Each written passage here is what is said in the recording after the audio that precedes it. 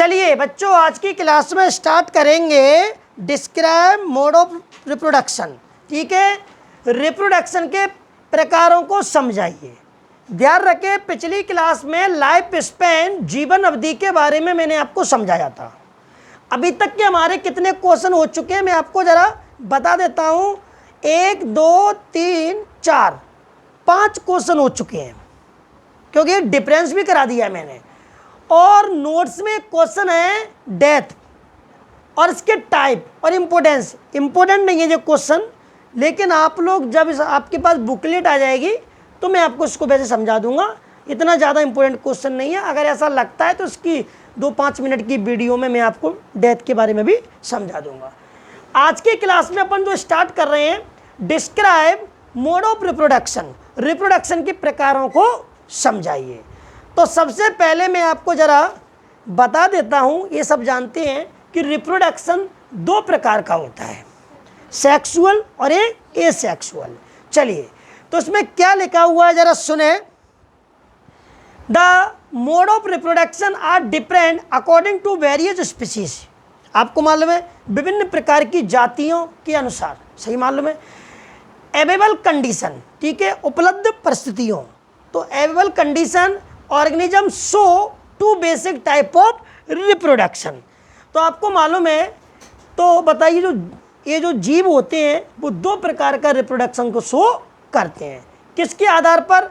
Various species और available condition के आधार पर। चलिए, तो सबसे पहले पढ़ेंगे एसेक्सुअल रिप्रोडक्शन, फिर उसके बाद जानेंगे सेक्सुअल रिप्रोडक्शन।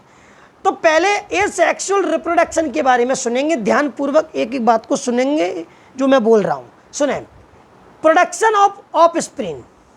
क्या बोला मैंने? प्रोडक्शन ऑफ ऑफस्प्रिंग मतलब संतान का उत्पादन बाय ए सिंगल पेरेंट्स। आप जानते हैं सिंगल पेरेंट्स के द्वारा संतान उत्पन्न होती है एसेक्सुअल रिप्रोडक्शन में, without formation and fusion of gamete. ना तो गैमेट का फॉर्मेशन होता है और ना ही इसमें गैमेट फ्यूज होते हैं। Is called asexual reproduction. ठीक है, it involve a single parents, इसमें इन्वॉल्व होते हैं single parents, and there is no need of any specialised sex organ या reproductive cell in the body. आपको मालूम है इसमें आवश्यकता नहीं पड़ती है कोई विशेष प्रकार के सेक्स ऑर्गन की या रिप्रोडक्टिव सेल की। समझ पा रहे हैं?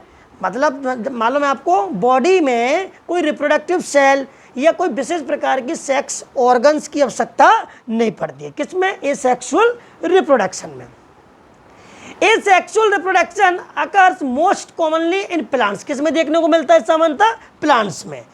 और प्रोटोजोन्स, अच्छा किसमें मिलेगा? प्रोटोजोन्स। अच्छा, प्रोटोजोन्स में कौन आते हैं? Amoeba, paramecium, Euglena. इसके बाद आ जाइए इनवर्टिब्रेट एनिमल। इनवर्टिब्रेट एनिमल का मतलब होता है ऐसे एनिमल जिनमें बैकबोन, रीढ़ की हड्डी एब्सेंट होती है। समझ पा रहे हैं आप? चलिए, लाइक जैसे कि पॉरीपेरेंस, पॉरीपेरा, जैसे कि आपने 11th क्लास में एनिमल किंगडम 4 चैप्टर पढ़ा होगा, जंतु जगत।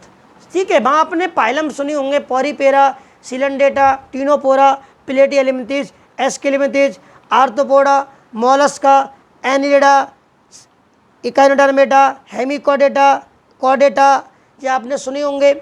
उसमें से आपने पॉरीपेरा सुना होगा, नाइडेरियंस, सिलेंडेटा को नाइडेरियंस भी कहते हैं, एनिलिडा, ये सब। ठीक है, चलिए अब आ जाइए सेक्सुअल रिप्रोडक्शन के बारे में। क्या लिखा है? It is the production of offspring. ठीक है, जो संतान का उत्पादन होता है इन विच 2 पेरेंट्स इन्वॉल्व होते हैं। कितने parents? 2 parents. And formation and fusion of haploid gamete. अच्छा, गैमेट कैसे होते हैं? हैप्लॉइड की डिप्लॉइड? हैप्लॉइड होते हैं। मैंने आपको बताया था कैसे होते हैं, हैप्लॉइड होते हैं। और आपको मालूम है गैमेट का फॉर्मेशन भी होता है, गैमेट का फ्यूजन भी होता है।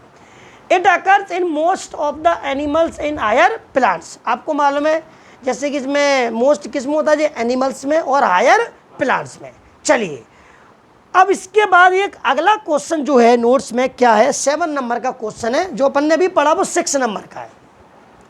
मैंने अभी आपको जो पढ़ाया था ये पूरा बेसिक में बता दिया था। सुने, डिफाइन एसेक्सुअल रिप्रोडक्शन। आपको एसेक्सुअल रिप्रोडक्शन को डिफाइन करना है और राइट इट्स फ्यूचर्स, ठीक है, इसकी विशेषता, इनके लक्षण लिखने हैं।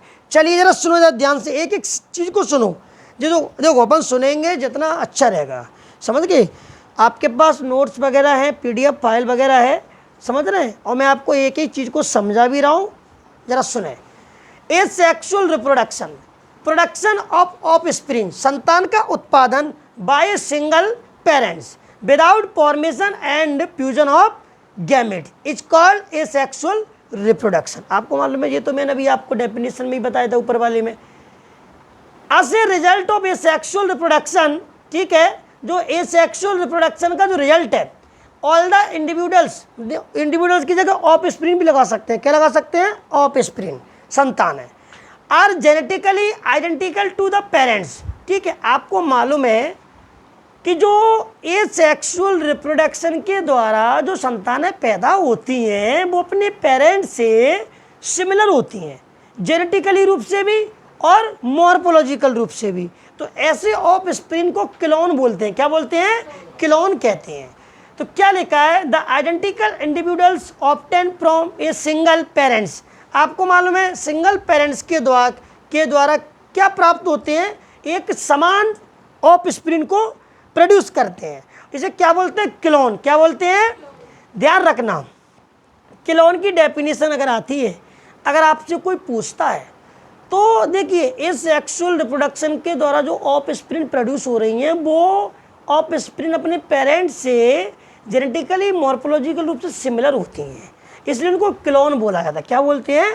क्लोन। आगे सुने, and each member of clone is called ramet. Clone के प्रत्येक सदस्य को क्या बोलते हैं? रैमिट। जैसे कि मैं आपको बता रहा हूँ, हमारे पास ये 1 2 3 4 5 5 ऑफस्प्रिंग है। ये जेनेटिकली रूप से और मॉर्फोलॉजिकल रूप से अपने पेरेंट्स के कैसी हैं? सिमिलर है। इन सबको तो क्लोन कह रहे हैं, लेकिन एक अकेले को क्या बोलेंगे? रैमिट। क्या बोलेंगे? रैमिट कहेंगे। समझ गए? चलिए अब इसके बाद फ्यूचर्स देखते हैं, इसकी विशेषताएं देखते हैं, लक्षण देखते हैं क्या लिखा है। इन दिस, पहला पॉइंट, ठीक है, in this only one parents is involve. आपको मालूम है इसमें ओनली वन पेरेंट्स इन्वॉल्व होता है। मतलब ये कैसा होता है? इट इज यूनि पेरेंटल या मोनो पेरेंटल, कि उसमें एक ही पेरेंट्स भाग लेता है। चलिए दूसरा point, it does not involve the formation and fusion of gamete. ना तो गैमिट का फॉर्मेशन होता है और ना ही इसमें गैमिट मिलते हैं।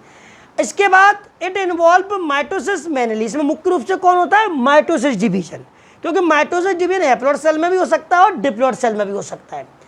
Offspring are genetically similar to the parents. जो संतानें होती हैं वो जेनेटिकल रूप से पेरेंट्स के समान होती हैं। इट इन्वॉल्व रैपिड रिप्रोडक्शन, जो तीव्र जनन है, मतलब तीव्र प्रजनन है। कैसा है ये? तीव्र जनन है, रैपिड रिप्रोडक्शन है। यूनिट ऑफ रिप्रोडक्शन, रिप्रोडक्शन की जो यूनिट है मे बी होल बॉडी, या तो पूरी की पूरी संपूर्ण शरीर होगा, या कोई बड मतलब कोई कलिका होगी, या कोई फ्रेगमेंट मतलब कोई टुकड़ा होगा, या ठीक है, या सिंगल सोमेटिक सेल होगी, क्योंकि आपको मालूम है सिंगल सोमेटिक सेल, कोई एक सोमेटिक सेल होगी। चलिए इसके बाद क्या दिया है? It is more primitive and simple. Primitive मतलब आद्य, प्राचीन, पहले का रिप्रोडक्शन है ये, और सिंपल है। कैसा है ये? सिंपल। इसके बाद इट अकर्स इन प्रोटोजोन्स। ये किस में पाया जाता है? प्रोटोजोन्स में, जैसे कि अमीबा, पैरामीशियम और यूग्लिना, ठीक है, और मल्टी सेलुलर मेटाजोन्स। कौन है हमारे? साइकोन है, हाइड्रा है, प्लेनेरिया है, ठीक है, और एसिडिया है, ट्यूनिकेट्स हैं। ये हमारे मल्टी सेलुलर मेटाजोन्स है। समझ पा रहे हैं? प्रोटोजोन्स आपको मैंने बता दिए। प्रोटोजोन्स यूनिसेलुलर होते हैं। कैसे होते हैं? यूनिसेलुलर।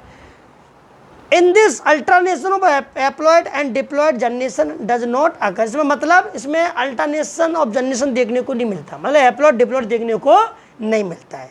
समझ पा रहे हैं? चलिए देखिए क्वेश्चन है 8वें नंबर का, right disadvantage of asexual reproduction. A sexual reproduction के डिसएडवांटेज, हानियाँ भी हैं।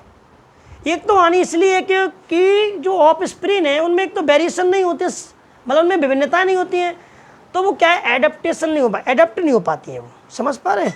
और वो उनमें न्यू कैरेक्टर डेवलप नहीं हो पाते हैं। समझ पा रहे हैं? तो क्या लिखा है? डिसएडवांटेज मतलब हानि, no chance of new combination of gene, मतलब जीन के न्यू कॉम्बिनेशन के चांस ही नहीं रहते हैं। कहाँ से रहेंगे?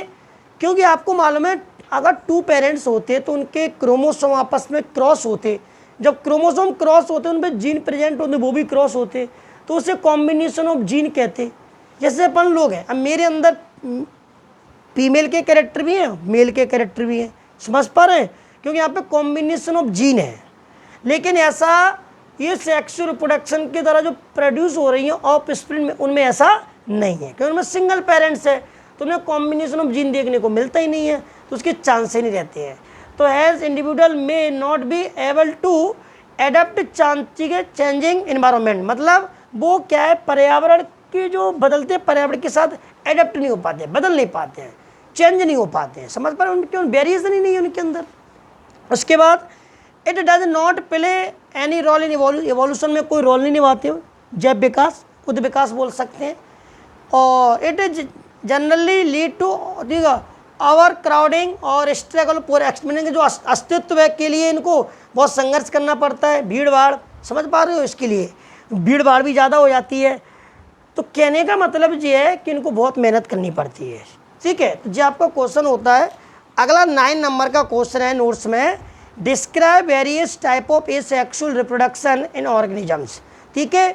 ऑर्गेनिजम्स में एसेक्सुअल रिप्रोडक्शन के टाइप्स की विभिन्न प्रकार के टाइप्स को डिस्क्राइब करना है, और वह लीनियर डायग्राम के साथ। और ध्यान रखना, asexual reproduction in organism occur by the following method, इसकी मेथड है, सबसे पहले पढ़ेंगे पिजन, उसके बाद है प्लाज्मोटोमी, तीसरी है बडिंग, चौथी है स्पोरुलेशन, स्पोर फॉर्मेशन भी कहते हैं, पांचवी है फ्रेगमेंटेशन, छठवीं है रीजनरेशन, और 7 है वेजिटेटिव रिप्रोडक्शन। ये अपन को जानना है। तो सबसे पहले अपन जो बात करेंगे वो बात करेंगे फिजन की। किसकी बात करेंगे? फिजन की। और डिस्क्राइब इट्स टाइप, इसके बारे में अपन जानने का प्रयास करेंगे।